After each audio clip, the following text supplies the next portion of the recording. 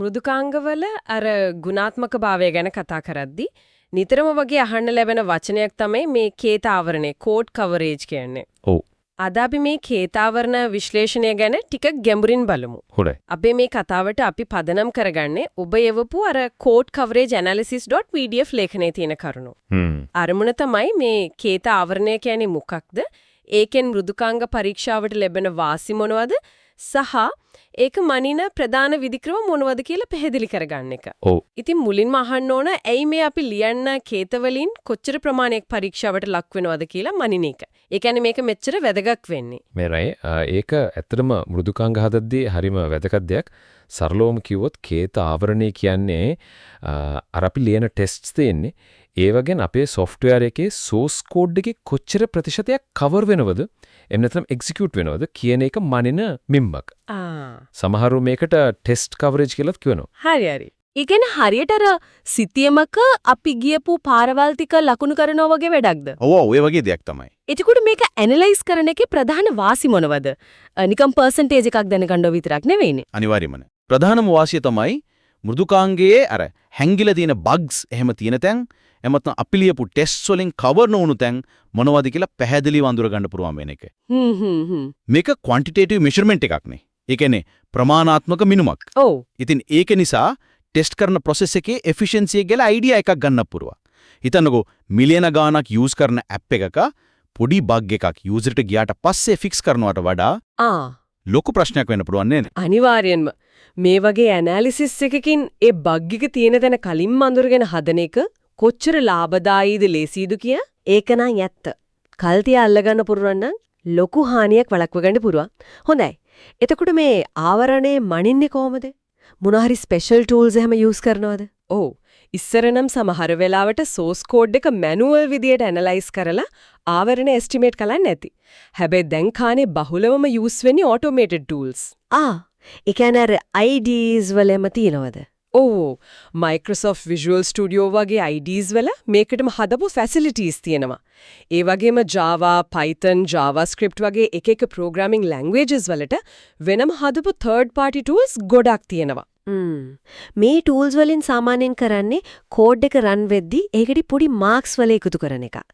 ඒකට කියන්නේ code instrumentation කියලා. instrumentation.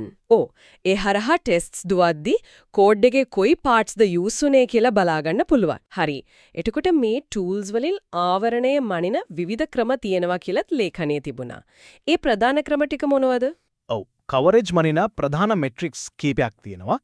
බහුලවම කතා කරනවා තමයි statement coverage, decision coverage, path coverage, condition coverage සහ multiple condition coverage.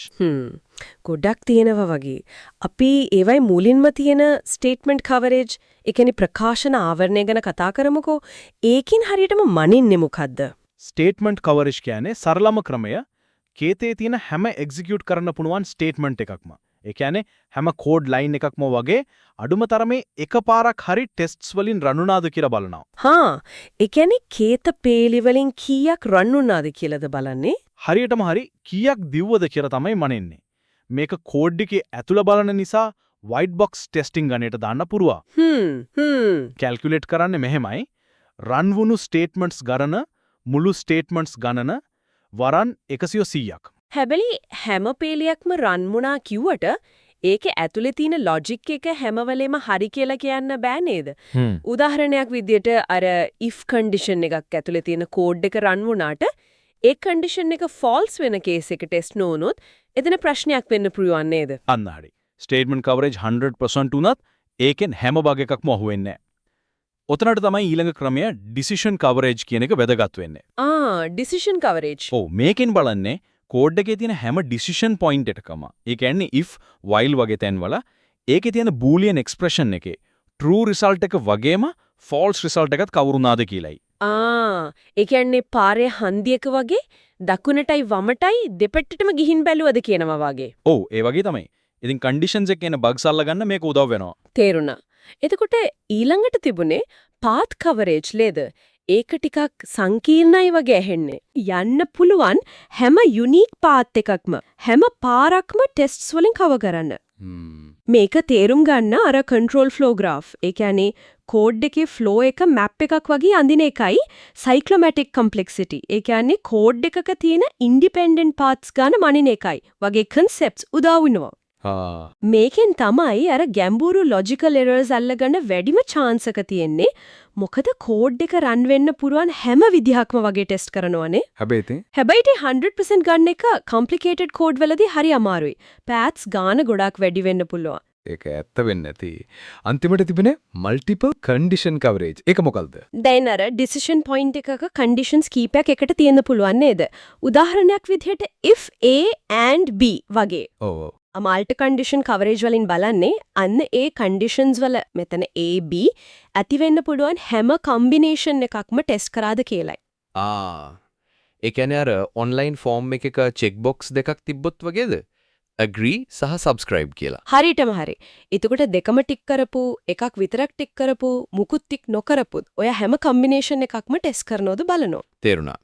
A සහ B තිබ්බොත් true true true false false true false false හතරම බලන්න ඕන. ඔව් කොන්දේසි n ගානක් තිබ්බොත් 2 ගුණයක් n වෙනි බලය තරම් ටෙස්ට් ඕන වෙනවා.